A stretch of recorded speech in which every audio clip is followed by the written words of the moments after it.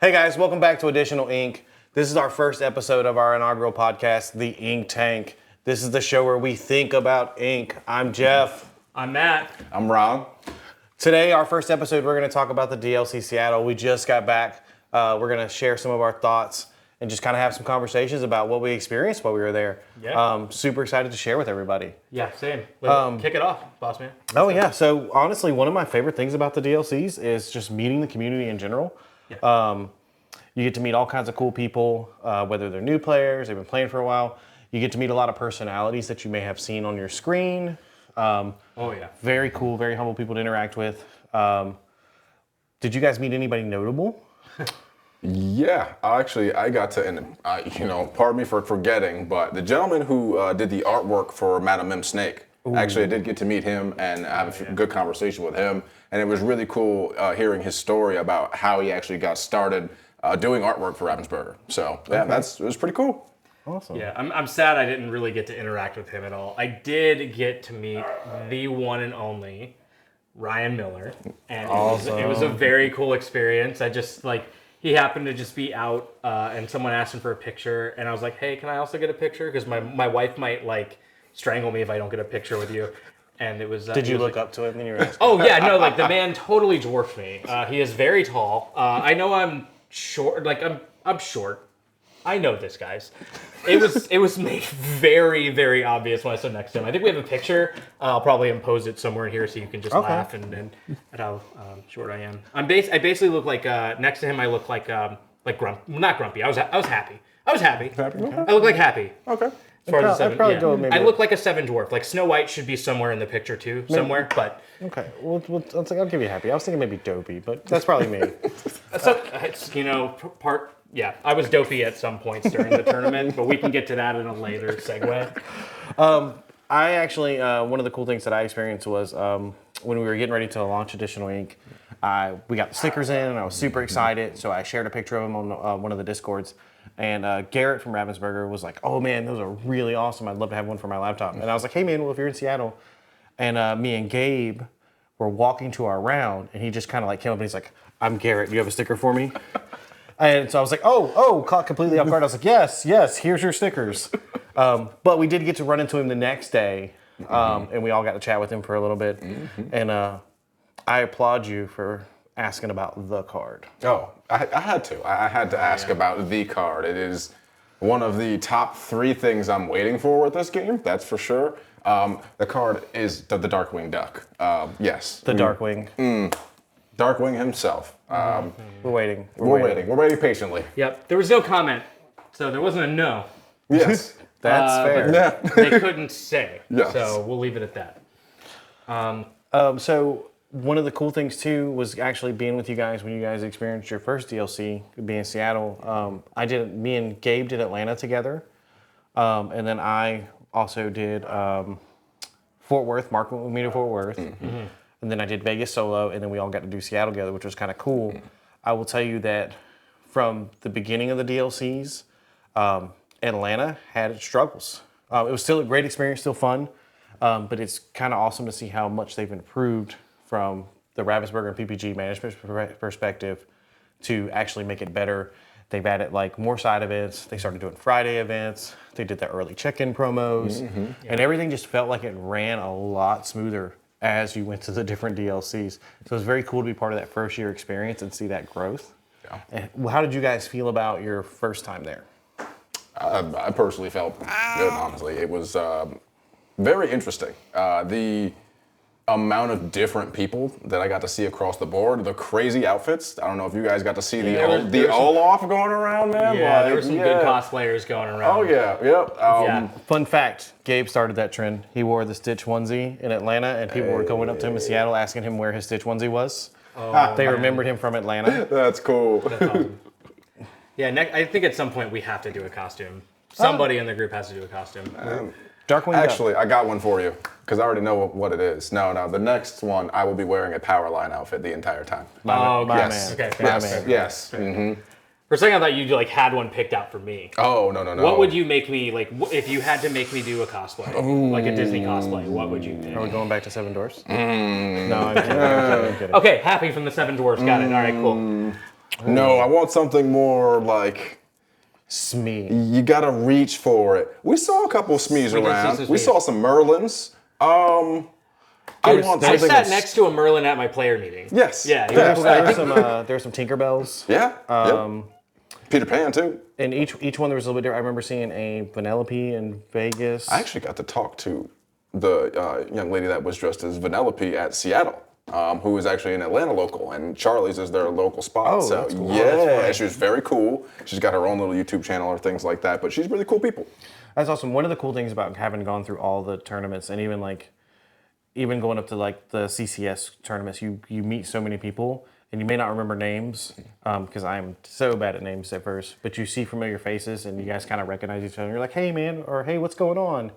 And you see those people at each challenge. And so it's kind of really just amazing how much the Lorcana community is growing and then also kind of inclusive as well. Mm-hmm. Yeah. No, it was a good wide range. And I have to say too, for me, just like seeing the different level of like players, like as far as like from competitive to like new players, like it was very eye opening to see the different skill levels, and I mean even for me, like I didn't do particularly well in the main competitive event, and I as I went into the lower brackets, I was still like seeing people that were really good players. Like it wasn't just like, oh, okay, I'm down with people who haven't played as much. Like that does happen sometimes, but like you end up against a lot of really tough players even in the lower brackets. And that's something that like was very eye-opening for me and very humbling for me, because the competition is so stiff when you go to one of these challenges. Well, yeah, especially since they've added the point system where they pay out the tickets, which is great because then you can actually get some prize support. People will be competitive all the way down to the end, and then sometimes there's tournament variance, right? You can start off the day with a bad matchup, you end in a down bracket, and it's hard to fight your way out of it. That's what happened to me. I faced red blue, which is my worst matchup, 6 or 7 times on Saturday. Yeah, but you didn't just face it; it was your whole day. Like, poor guy. Yeah, it was crazy meeting up with you guys later in the day, and I'm like, you guys were telling me about your experience, about how you're seeing the same deck over and over, and I'm sitting here laughing to myself because I'm like, that's crazy. I wish I'd got some of those matches because every round was a different deck. See, I wish I had saw that. And yeah, no, it was a whole bunch of different stuff every single time. Oh, we have a visitor. Hi. So, hello, Luna. Welcome to the podcast. It's one of our producers, right? Yep, it's one of our producers. That's Luna. Just quality control right here. So Luna will be hanging out with us from time to time. So the diversity of decks, like, it's so wide at a DLC, and it's just luck. Because you got to think, we did the Friday competitive constructed, right? We played Saturday in the main event, and then we did the Sunday competitive constructed. That's 27 rounds of Lorcana, Yes. 2-game format. Yeah. It's a lot. Yeah. And I probably saw red blue more than 10 times. It's so crazy. But thankfully on Sunday I got a little extra lucky and saw some different decks.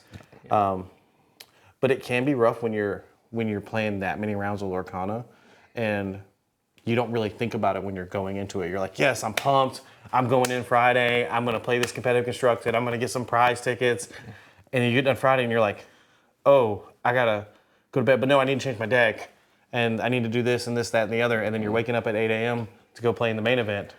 Yeah, and then you change your deck and you're like, oh, I got to practice the lines now because they're different because I've changed cards in my deck. And you're up and you're just up way too late. And then, you go in for the 8 to 9 rounds and it's just so draining. Yeah, by day 2, I definitely had hit some of the mental and physical struggles for sure. See, you guys gave me a hard time on Saturday, but I made sure that we all had breakfast. Because I had been to the challenges before, and I was like, look, guys, the challenges where I've ate breakfast, I've done better. The ones where I haven't, I feel that energy drain throughout the day.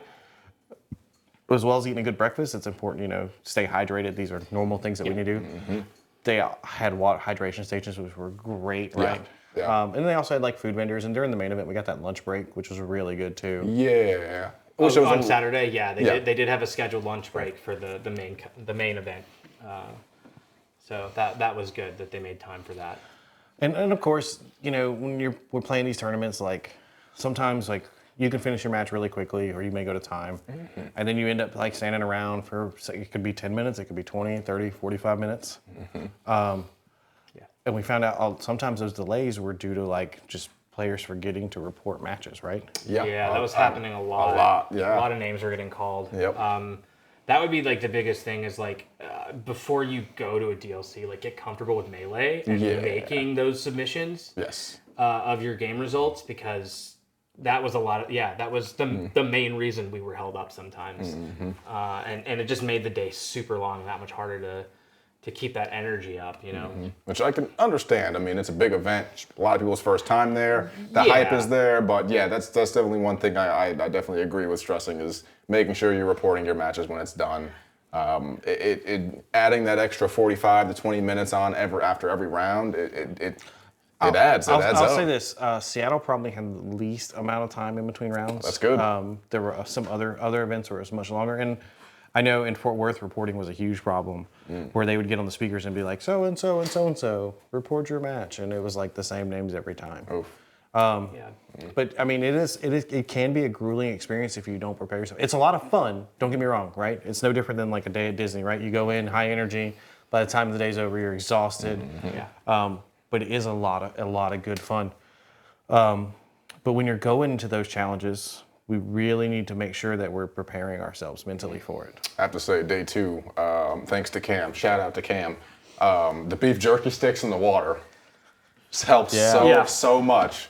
Because that was the point in time where I'm feeling like I'm about to pass out because I've been sitting here thinking about playing so much and not hydrating and not having something to eat. And I remembered talking to you, Jeff, standing there. I was like, oh my God, there's a whole bottle of water in my backpack and that awesome muffin and the beef jerky that was in there. And that got me through my next round, which ended quickly, and I was able to run downstairs and grab some actual food after. Well, that's where I was like, Ron, let's go get some coffee. Let's find it. And the thing is, it's so easy to get so focused on the competition and like forget to eat and do those things. Like I had a moment where I did a similar thing. I had some beef jerky, like teriyaki bites or something, and like I got a monster, and I was like, I have to do, like, monster's not always the best thing to go for, but like in a pinch, when you need that little pick me up, I swear there was a moment where I was like, oh, I remember how to play my deck again. Like, you know, it just like you gotta make sure you're taking care of yourself, and like the biggest thing is getting rest the night before. That goes so much farther than practicing your lines for another hour or two. Yes, it does. For me, at least for me anyway. I mean, you got to listen to your body, obviously, but like most people will tell you that it's not a cliche. Like getting your rest is super important, because like going into an event like that with any amount of brain fog is just asking for like... You're just setting yourself behind. You automatically are. A real big shout out too to the gentleman at the water station who had the electrolyte like Mio thing.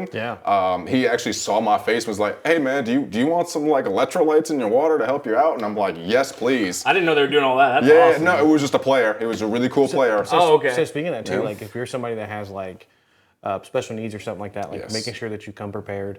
Like I'm a blue steel player, right? It's a big brain deck, so there's not a tournament that I don't get a headache halfway through. So I make sure I have my Advil and my other things with me just in case. But making sure you have those things for you, because sometimes at the venues they can be kind of hard to come by.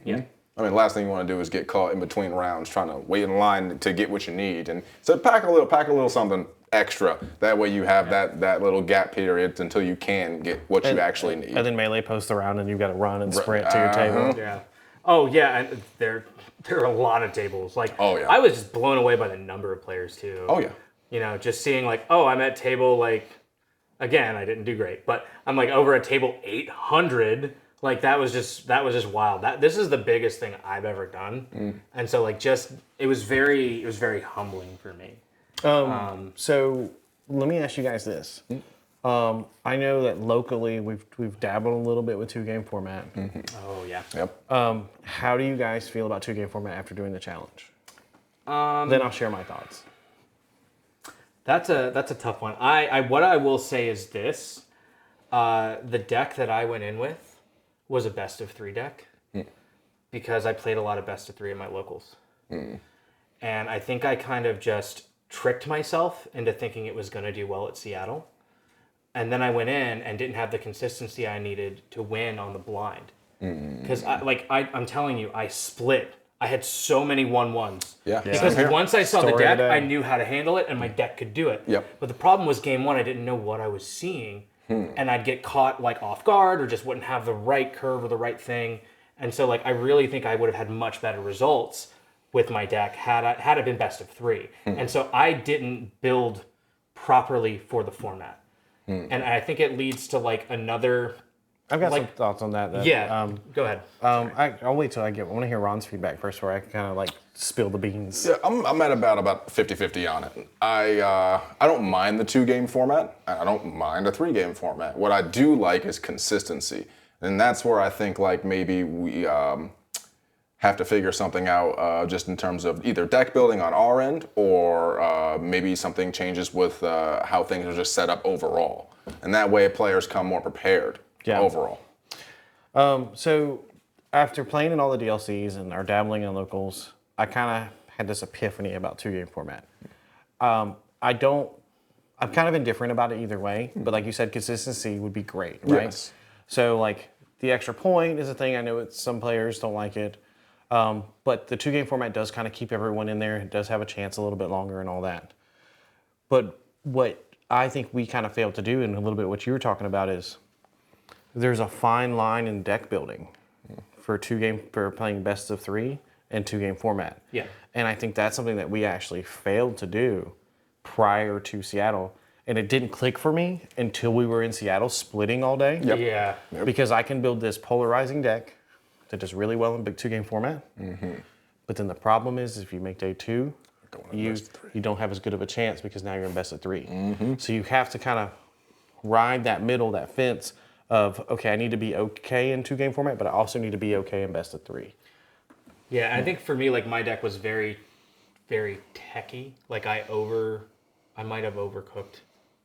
It might have been a little Super easy to do. Which is easy to do. I mean, if you have ever watched me on Twitch, I overcook. Okay, like I'm known for this. I do weird, fun techie decks. I thought you were known for misplaying.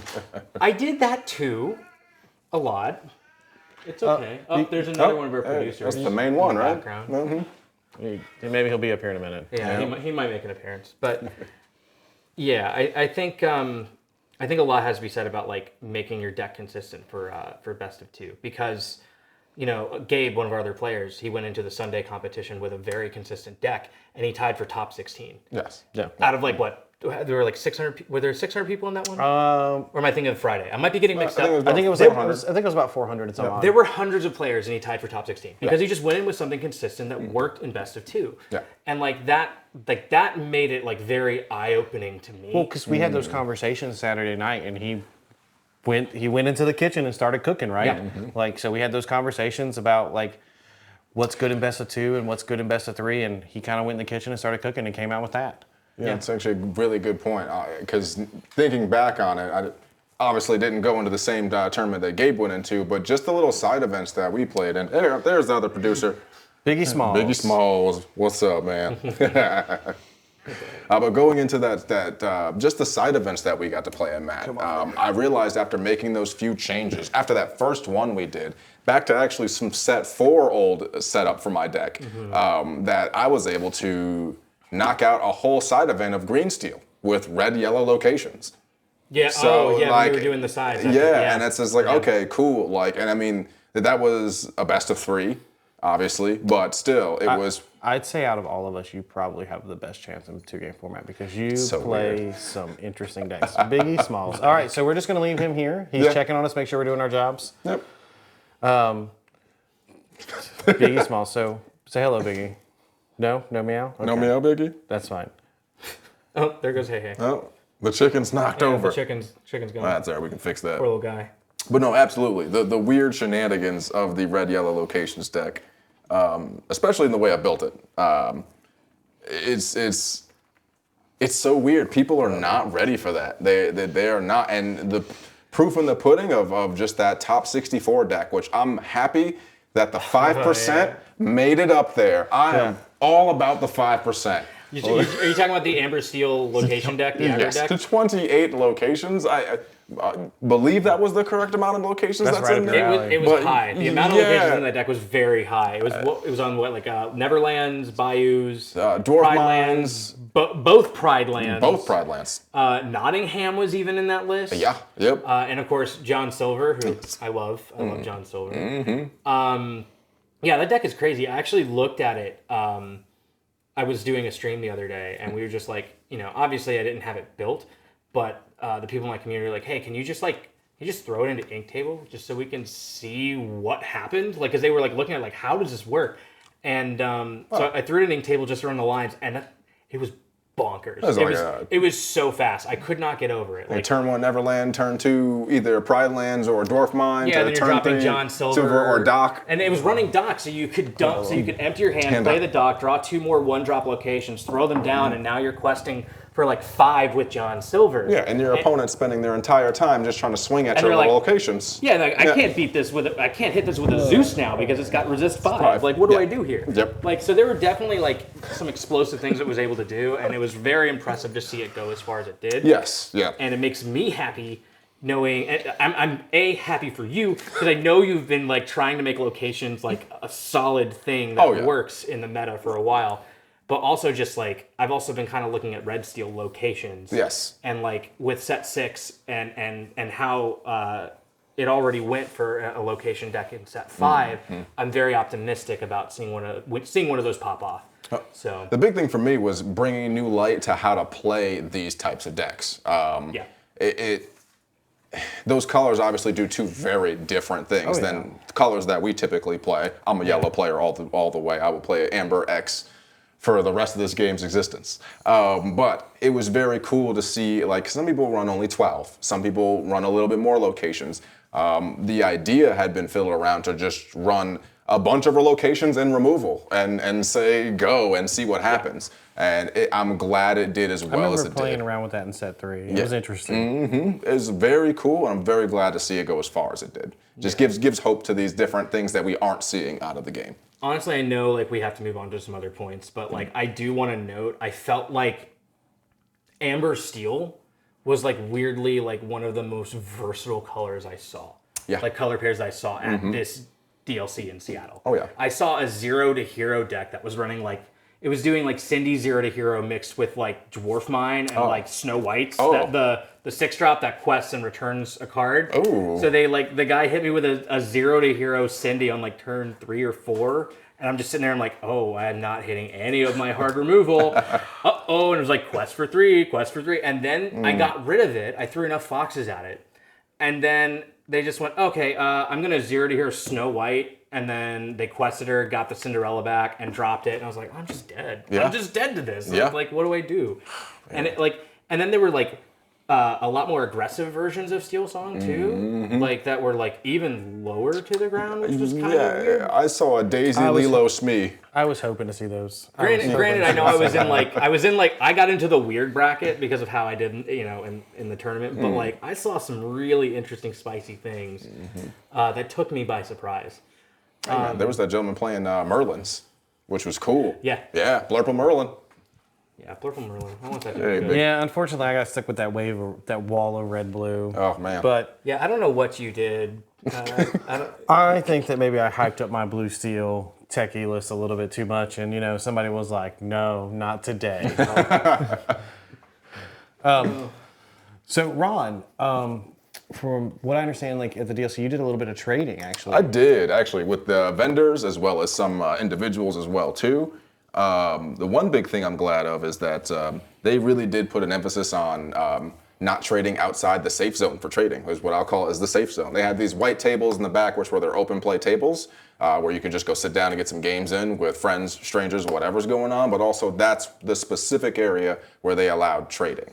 A lot of stuff I saw was, and I think it had to do with a lot of people trying to trade or buy and sell tickets for different things. And this is their good way of... That was a problem in the past. Kind of like ringing it in and having it in a specific area to keep better track of it. But overall, good experiences. I never felt like I got out of a trade. Most people were very forthright with the things they were trying to look for, and that's X, Y, and Z. And no one left those tables mad. Awesome. Yeah. I think another good thing about that, like having a designated trading space at a big event like this, is because you have it in a spot where like judges and tournament organizers can keep an eye on things.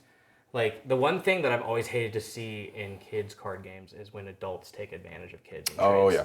And so, like, having a designated space to make sure those kids aren't getting ripped off is, like, such a good decision, in my opinion. I've got to give, like, a lot of kudos to PPG and anybody who might have had, an input on that decision, you know, like Disney or Ravensburger. I don't know what kind of discussions were had behind closed doors, but that was a really smart decision. And I think that's a really good call moving forward.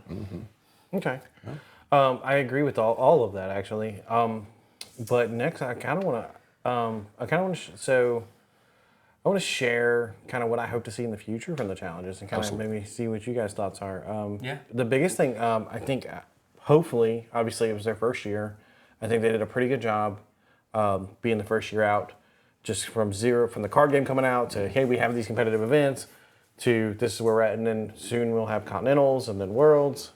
I'm hoping next year that we'll see more challenges, maybe around more locations. Oh, like a higher volume of challenges? Higher volume of challenges. Yeah. That'd be good. And maybe higher volume of players at each challenge as well.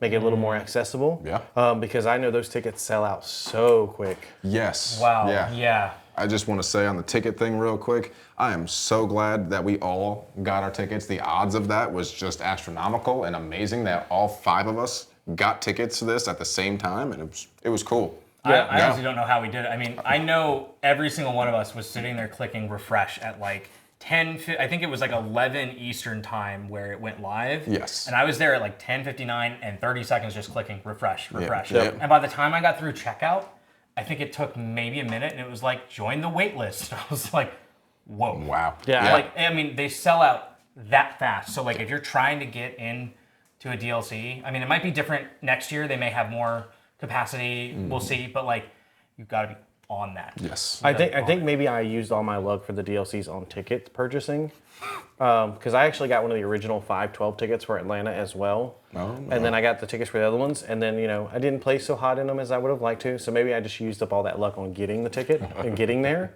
So maybe that's just my story for this year for the challenges. I mean, but when you think about it, being able to say you went and played in a DLC in year one, like how lucky are you? You know, like that, like to me, like sure I could have done better, but like I'm just glad I got to experience it. Like 10 years from now, I can be like, yeah, I was there year one at a DLC, and I met people and I played, and I did the best I could. I had a good time. I'll say Atlanta was probably the most exciting because that was like my first big like competitive TCG event, right? Because I mean, I went away from card games 20 years ago, and Lorcana brought me back. Seattle was probably the most fun trip because it was us 3. We had Gabe, we had Cam, we had Mark, we had Asia there. So it was nice to have a group there that was just really fun to interact with. Yeah, Asia did really well. Really well. Yeah, she topped competitive. She got high placement in competitive constructed on Saturday. Yep. Yeah. Got her a Cinderella mat, so that's awesome. I think she was like 14th. Yeah, I think she got 14th. 14th place? Yeah. I mean, this is from coming from like, I remember she was going to set champs locally and like not winning games. I remember and, like when being she was... really discouraged. And we were like, hey, like just keep sticking with it. And she did really well, and we're all really proud of her. Oh yeah, I remember when she was asking questions about locations because she's running a red purple locations deck. So yep. And I was just sitting there like, hey, this is what I know, and if it helps, I hope it works for you. But I did tell her that I would teach her blue seal if she wants to. So we'll see what happens there. Oh, another convert. I don't know, man. It seemed like she was trying to see what the red yellow locations is looking like. So might have to teach her the ways. Blue steel is a mindset. It's a lifestyle, right? It's all about that ramp. I don't know, you might have me on the next set. I'm not gonna lie. Some of the item stuff looks very interesting to me. So speaking of next setting cards, what is you guys' favorite card of the moment? It fluctuates for me. I'm gonna go with John Silver. Okay. Because I do like Ron, I do like locations too, and I like John Silver. I like the way he synergizes with Smee. I like the way he does a lot. He catches people off guard. I think he's just going to be like phenomenally better into set 6. He's already performed well in set 5, which was nice to see. So I think for me, it's John Silver at the moment. Definitely think it's going to be just in time for me. That card has been a staple in Most of the decks I've built, Always seem to have it and just in time. It's funny because I remember conversations with you guys sometimes, and they're like, "Man, you might need to cut the just in times," and I'm like, I understand why you say that. I never said that to you. But I always seem to have get the just in time. Hold on. Do not let me in there. I told you to keep your pet card, sir. I'm thinking That is true. I'll plead the fifth. I'm not sure. Okay. There's been suggestions, and they're viable suggestions on what I was trying to do with the deck. Sometimes it didn't fit, and sometimes it did. I think you definitely had a couple of decks where it was like, are we playing this just to play it? Oh, we definitely were. We definitely were. But I can say that 100% of the time, I draw that card 75% of the time. No. So my favorite card right now, it's a card from set 2. It's kind of been my MVP of the set, Noi. Oh, yeah. Ward and resist 1 with items. Kind of made my blue steel a little bit lower to the ground. I've been playing you guys know this blue steel items build. Maybe a little bit too early because Oswald's not out yet, right? Yeah. But I've really enjoyed it, and she's kind of been the MVP of the set for me. That baby has gotten so much lore. Yeah, I bet. You were running that with Smee, right? Not in place of Smee? I ran Smee as well. Okay. But it came down to a game decision on what I was facing and which one I played, right? Yeah. But a Noi into a Cogsworth, into an Ariel, into a Sheriff of Nottingham is a gross combo. Yeah, it's a lot to deal with. Yeah. That's pretty. Ooh. So, I think we just need to wrap up here, guys. I think we've been rambling for a while. Yeah. We have talked a lot. So, I want you guys to get down in the comments. Let us know what your favorite card is. Let us know if you agree with our picks, what your picks are. If you've got a pick that everybody else doesn't like, they don't think is great, please pick it up. Let us know. I want to see the feedback. I would love to interact with you guys. So in our next episode, we're going to talk about all things set 6, how we're feeling about it because it's just out or just before, kind of depending on our schedule here. But remember, if you like this video, please be sure to hit that like button. And if you want to follow us, please consider subscribing. Hit that notification bell. We're going to put out video podcasts like this along with our other content. Everything from brand new players to players who play more socially to competitive gameplay. Be on the lookout for those how-to videos. One of the cool things that we just got planned a couple days ago, guys, I've decided I want to do a couple sets of sealed videos. Oh, yes. So sealed is a limited format. You get 6 packs. You build a 40-card deck, no color restrictions. Right. But I want to do it with a pack from each set so far. Oh, yeah, that's going to be fun. Oh, that's nice. It's kind of like a one-time thing, right? But I do want to thank you guys, Ron and Matt, for being here with me today. I want to thank you for watching our premiere episode out there. Please stick with us. I know we mentioned a giveaway in our intro video. We'll have more details in that next video. We'll lay all that out.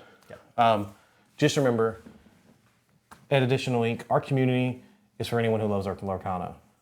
No matter your skill level or age, we believe there's a place at the table for everyone. There's plenty of ink to go around.